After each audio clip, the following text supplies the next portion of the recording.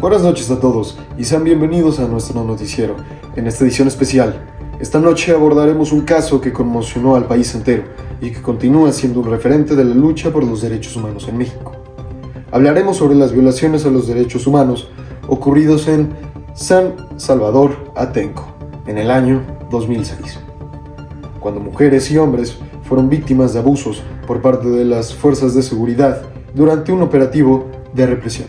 Hola, ¿qué tal? Yo soy Iker y junto con Diego contaré este caso. Tomando un poco lo que dijo anteriormente Diego, así es, esta es una historia que involucra violencia, represión política y una serie de violaciones a los derechos humanos que aún resuenan en la historia de nuestro país.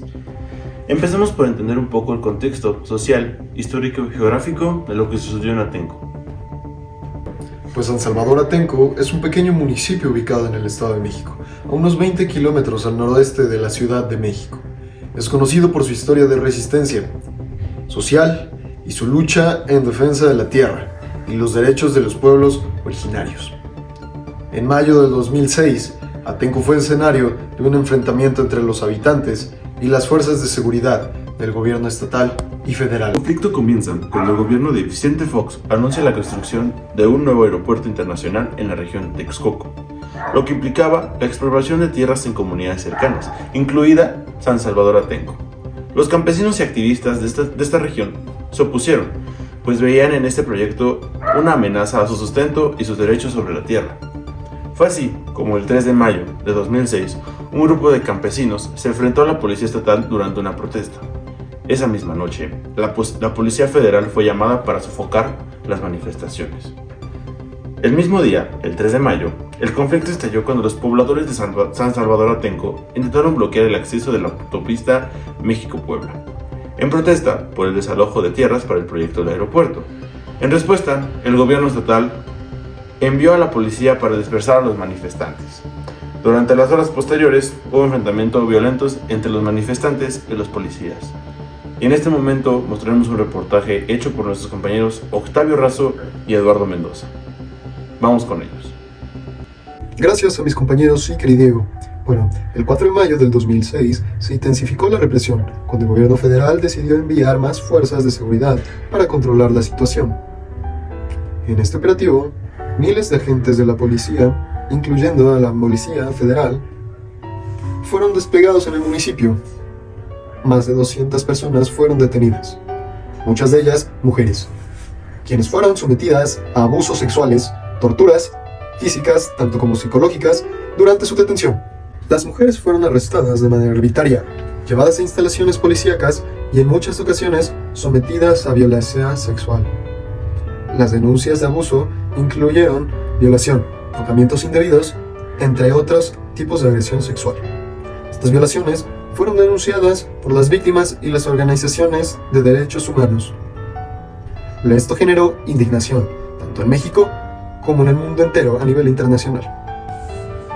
En este caso, se involucran múltiples violaciones a los derechos humanos, tanto a nivel internacional como a nivel nacional. Empecemos comentándolos la violación a los derechos humanos en contexto de nuestra Constitución mexicana y tratados internacionales. En primer lugar, se dañó el derecho humano de las mujeres estipulado en el artículo 1 de nuestra Constitución. Se dañó el derecho a la no discriminación y a la igualdad, ya que las mujeres fueron violadas y discriminadas durante esta represión arbitraria.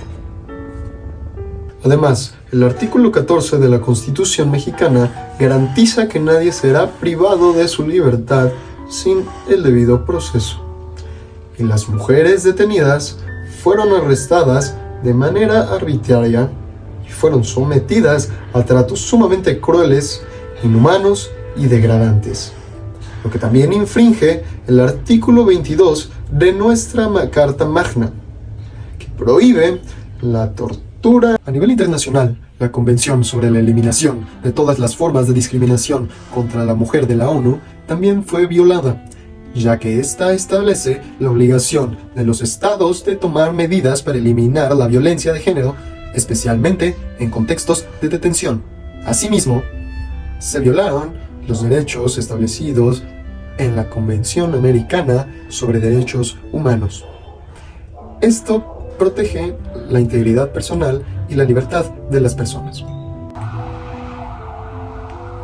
El contexto jurídico y político de este caso revela una grave falta de justicia. En su momento, el gobierno mexicano y las autoridades involucradas en este caso no tomaron las medidas adecuadas para investigar las denuncias de abuso ni para sancionar a los responsables. Esto es claramente parte de un patrón de impunidad en el país, donde las violaciones a los derechos humanos cometidas por las autoridades a menudo quedan sin castigo. Las organizaciones de derechos humanos, tanto nacionales como internacionales, exigieron una investigación imparcial y castigo para los culpables, pero las respuestas del gobierno fueron bastante lentas y poco efectivas en cuanto a la resolución de este caso. La CNDH de México emitió varias recomendaciones en las que se identificaba la violación de los derechos a las mujeres y la necesidad de investigar estas denuncias. Sin embargo, a pesar de esto, muchos de los responsables nunca fueron procesados. Agradecemos el esfuerzo y dedicación de nuestros compañeros al hacer este reportaje. Pero bueno, un caso impresionante, ¿no? Pero así funciona nuestro país. Hablando un poco más de la resolución de este caso, en 2011, la Corte Interamericana de Derechos Humanos emitió una resolución en la que condenó al Estado mexicano por la violencia sexual sufrida por las mujeres detenidas en San Salvador Atenco, subrayando la responsabilidad del gobierno por la falta de medidas efectivas para prevenir y sancionar la violencia. La resolución de la Corte Interamericana de Derechos Humanos fue un avance importante en la lucha por la justicia en nuestro país, pero muchos cuestionaron que el caso fuera resuelto con demasiada lentitud y que no se hubiera respuestas claras. A pesar de las recomendaciones y resoluciones internacionales, la justicia no ha sido completamente alcanzada, ya que la impunidad continúa siendo un gran problema para México. Es una verdadera tristeza que casos como este sigan manchando la reputación de nuestro país. Pero bueno, gracias por acompañarnos en esta edición especial. Recuerden que seguiremos vigilantes ante la defensa de los derechos humanos. Gracias y buenas noches.